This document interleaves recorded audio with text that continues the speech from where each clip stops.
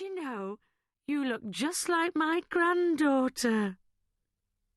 Back at the tea urn, Kevin Carter from my English class is sipping tea from a PTA bone china cup.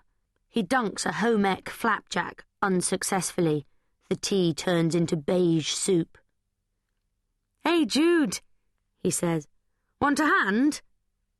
"No thanks, Carter. Keep it to yourself," I retort. "Call me Kevin if you like." He grins. "Okay, thanks, Carter." "Suit yourself. I'd be a good waiter, you know. Careful, fast." He sticks out a leg and shows me a huge, clunky rollerblade boot, then does a fancy turn, slopping tea all over his jeans. "I'm just learning," he says. "Brendan Coyle is setting up a street hockey team." He points through the window where some Year 8 lads are skating about in the floodlit playground, battering each other with hockey sticks. "Nice," I say. "Will you look at that?"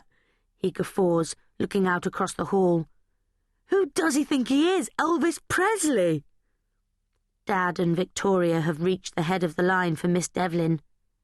Victoria looks neat in a dark city suit, but Dad is wearing a grey raincoat over his white rhinestone catsuit. He has a gig later, an 80th birthday party at some old folks' home. I should explain. Dad is an Elvis impersonator. This is not a fact I tell many people. I have no intention of telling Kevin Carter, obviously. Miss Devlin does a double take and gives Dad a forbidding look over the rim of her teacup. "Think he's someone's dad, or just the floor show?" Kevin Carter muses. "No idea." I let my hair swing forward to camouflage the blushes as I prepare a new tray, piled high with flapjacks and dishwater tea, and Carter lets out a low whistle as Year 8 siren Christina Kowalski wiggles past. She is wearing something that might have once belonged to a Barbie doll, but has now shrunk in the wash. Scary. "Christina Kowalski is hot," Carter breathes, executing a perfect figure of 8 on his rollerblades before crashing into the tea urn. Hot is not a word I'd use to describe Christina. She is wearing so little she may be in danger of frostbite. Gran and Grandad join the end of Miss Devlin's queue. Grandad is wearing his yellow tartan waistcoat with the Marilyn Monroe tie, and Gran is knitting as she waits. It's the green scarf today. At only 3 meters long, it's easily the most portable. "Who are they?" Carter gawps, following my gaze. "Unreal! I wonder what poor kid has to put up with grandparents like that."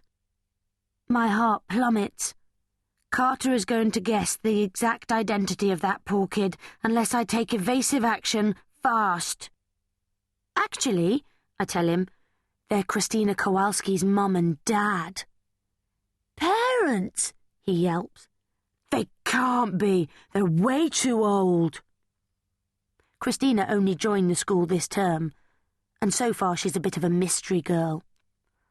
"Oh, yes," I lie. Very strict, too. Mr. Kowalski used to be a championship boxer. Last month, Christina's dad came home and found her smooching with Martin Peplow from Year 9, when she should have been babysitting her 7 little sisters. Mr. Kowalski threw Martin Peplow out of the house. He landed in a rose bush, terrible scratches and green fly. "Seriously?" Carter marvels. Mr. McGrath looms up, and I try to look busy, setting out clean cups and saucers on a new tray. "Ah, Carter, good to see you helping out at this kind of function," Mr. McGrath beams. "Not like those young thugs out there with the hockey sticks. Now, Mrs. Yates was just saying she'd love a nice hot cup of tea. Perhaps you'd take one over to her." He lifts the loaded tray and hands it to Carter, nodding encouragement. Needless to say, he hasn't spotted the rollerblades. Carter glides off across the polished floor, the tea tray balanced on one hand. He makes amazingly good progress, to start with at least, but disaster is inevitable. Suddenly, he gets tangled up with the end of Gran's green scarf and falls headlong into the crowd, showering everyone with tea and flapjacks.